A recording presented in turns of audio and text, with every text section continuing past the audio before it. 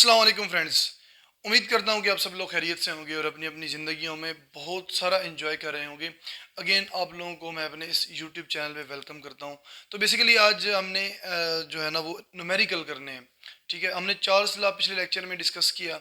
Charles law से related दो तीन न्यूमेरिकल हैं, वो हमने करने हैं आज। बेसिकली ये एग्जाम्पल्स हैं बुक के अंदर, एग्जाम्पल 5.1 5.3 एंड 5.4 उसके नाम से। तो चलते हैं टॉपिक पे। एग्जाम्पल 5.3 है, a sample of oxygen gas has a volume of 250 centimetre cube. कहता है कि एक ऑक्सीजन का सैंपल है आपके पास, ऑक्सीजन गैस का सिलेंडर के अंदर है, उसका वॉल्यूम कितना है, 250 सेंटीमीटर क्यूब उसका वॉल्यूम है। और जो टेम्परेचर है वो कितना है, -30 डिग्री सेंटीग्रेड। -30 डिग्री सेंटीग्रेड के ऊपर आपके पास ऑक्सीजन गैस है जिसका वॉल्यूम कितना है, 250 सेंटीमीटर क्यूब है। कहता है कि if gas is allowed to expand up to 700 centimetre cube.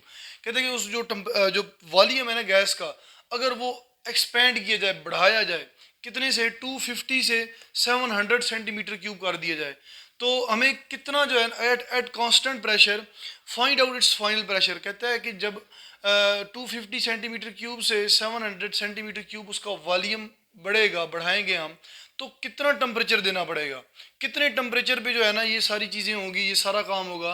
250 centimetre cube से 700 सेंटीमीटर क्यूब वॉल्यूम हो जाएगा, कितने टेम्परेचर पे, वो आप टेम्परेचर फाइंड करें।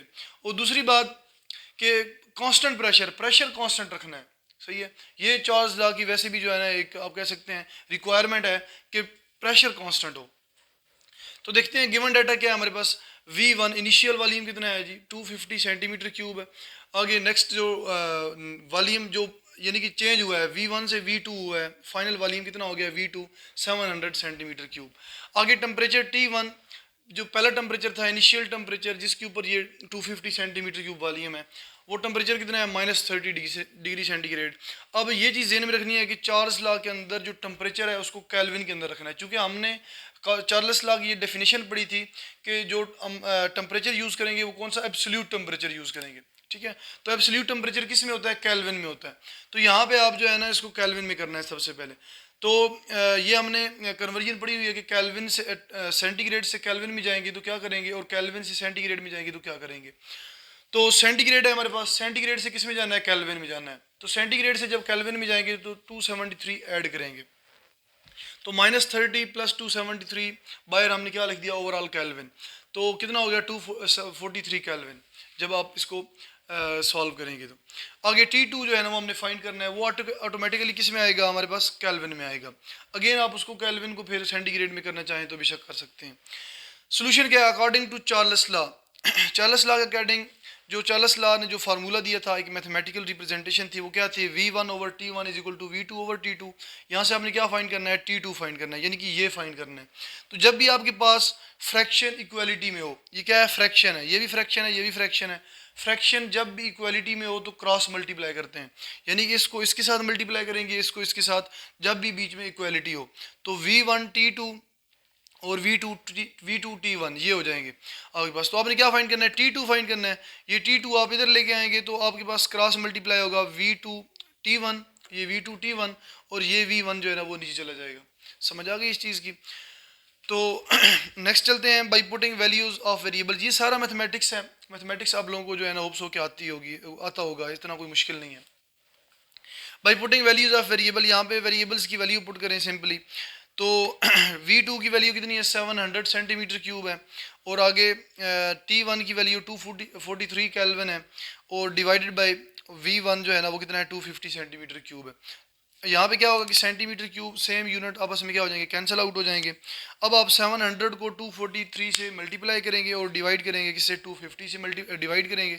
जब आप डिवाइड करेंगे तो आपके पास 680.4 केल्विन आ जाएगा, क्योंकि यहाँ पे क्या है, केल्विन यूनिट बच गया है, बस यही रह गया, तो आगे क्या आ जाएगा, केल्विन आ जाएगा।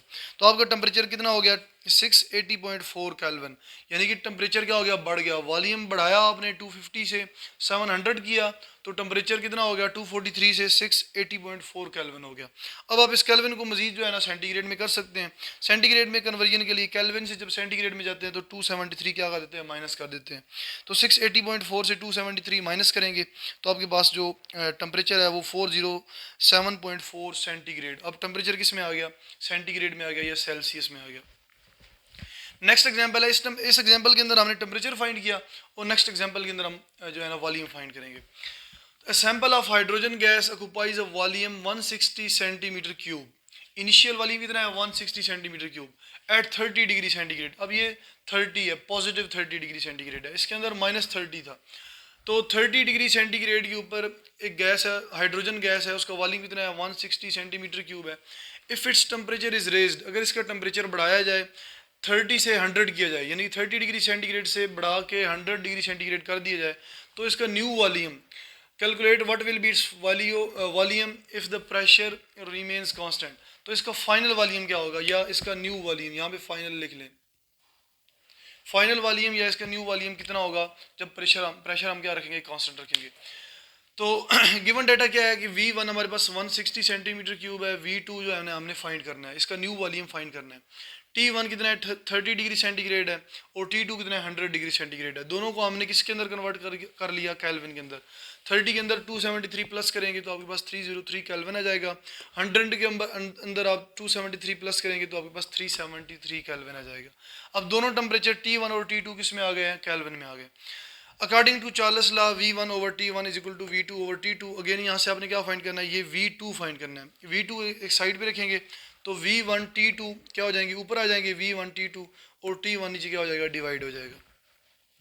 इस तरह बाई पुटिंग अच्छा यहाँ पे अगर ये इस चीज़ की समझ ना लगे, सबसे पहले आप क्रॉस मल्टीप्लाई कर लें। किस तरह, यानी कि क्रॉस मल्टीप्लाई करेंगे तो V1 T2 हो जाएगा is equal to V2 T1 हो जाएगा। अब आपने क्या फाइंड करना है, V2 फाइंड करना है। V2 फाइंड करना है तो ये वैल्यू ऊपर चली जाएगी और ये T1 V2 के साथ क्या हो रहा है, मल्टीप्लाई हो रहा है, तो यहाँ पे डिनोमिनेटर में जाके डिवाइड हो जाएगा। समझ आ गई इस चीज़ की। सिंपली पहले ये स्टेप कर लेना, उसके बाद जो है ना ये स्टेप कर लीजिएगा ताकि आसानी से समझ आ जाए, कहीं भी कोई मिस्टेक ना हो। By putting the values of variables, यहाँ पे वेरिएबल्स की वैल्यू पुट करेंगे 160 सेंटीमीटर क्यूब, ये V1 है और T2 कितना है 273 केल्विन है। नेक्स्ट जो टेम्परेचर डिनोमिनेटर में है वो कितना है 303 केल्विन है। तो केल्विन से केल्विन क्या हो जाएगा, कैंसिल हो जाएगा, सेम यूनिट। अब जस्ट पीछे क्या बच गया, वॉल्यूम का यूनिट बच गया। तो आपके पास आप वैसे भी वॉल्यूम फाइंड कर रहे हैं, तो जब आप 160 को 273 से मल्टीप्लाई करेंगे और डिवाइड करेंगे 303 से, तो आपके पास जो न्यू वॉल्यूम आएगा वो 196.9 सेंटीमीटर क्यूब आ जाएगा। तो इस तरह आप देखेंगे कि टेम्परेचर बढ़ाने से 30 से जब आपने टेम्परेचर 100 किया, या आपने 303 से 373 केल्विन किया, टेम्परेचर बढ़ाया, तो आपके पास जो वॉल्यूम पहले था कितना था 160 था, वो कितना हो गया 196.9 हो गया, यानी कि वॉल्यूम बढ़ गया। टेम्परेचर बढ़ाने से वॉल्यूम भी क्या हो गया, बढ़ गया। दस volume of gas increases by increasing temperature. इस तरह वॉल्यूम के बढ़ाने से टेम्परेचर भी क्या हो गया, बढ़ गया। यहाँ पे एक चीज़ बता दूं कि ये जो है ना वेरिएबल आगे पीछे हो गए ना, यानी कि ये T2 ऊपर लिखा हुआ है, ये T2 नीचे आ गया और T1 आपने ऊपर लिख लिया गलती से यहाँ, यानी कि इसकी कैलकुलेशन सही तरह से नहीं की तो आंसर आपका गलत आएगा। समझ आ गई। आंसर में भी ये 160 से छोटा आ जाएगा तो आपको ऑब्वियसली पता चल जाएगा कि आंसर गलत है हमारा। ठीक है, क्योंकि अगर टेम्परेचर बढ़ा रहे हैं तो वॉल्यूम भी क्या होना चाहिए, बढ़ना चाहिए नॉर्मल से, इनिशियल वॉल्यूम से। तो इस तरह जो है ना आप चेक कर सकते हैं। तो यहाँ पे कैलकुलेशन में गलती नहीं कीजिएगा, जस्ट आप फार्मूला यहाँ पे वैल्यू जो है ना ये कैलकुलेशन सही तरह से करेंगे, इसको सही तरह से अरेंज करेंगे तो वैल्यू जो है ना ऑटोमेटिकली सही तरह से पुट होंगी और इस तरह ऑटोमेटिकली आंसर भी सही तरह से आएगा। तो पेपर के अंदर जो है ना कैलकुलेटर ले जाने की इजाज़त होती है, आपके पास कैलकुलेटर होगा, आप आसानी से जो है ना इसको सॉल्व कर सकेंगे। तो आप कह सकते हैं कि ये जस्ट एक फार्मूला याद करने से आपके 4 नंबर, अगर लॉन्ग में आता है तो आपके 4 नंबर जो है ना आपको फ्री में मिल जाएंगे। तो उम्मीद करता हूँ ये सारी चीज़ें आप लोगों को समझ आ चुकी होंगी। ये न्यूमेरिकल समझने से पहले आप लोग जो है ना चार्ल्स लॉ वाला जो लेक्चर है उसको कम्प्लीटली समझ लीजिएगा ताकि आप लोगों के लिए जो है ना आसानी हो ये चीज़ें समझने के लिए। तो इसी के साथ ही मैं अपना लेक्चर एंड करता हूँ। इंशाल्लाह मिलते हैं नेक्स्ट लेक्चर में। अपना बहुत सारा ख्याल कीजिएगा। ओके, अल्लाह हाफिज़।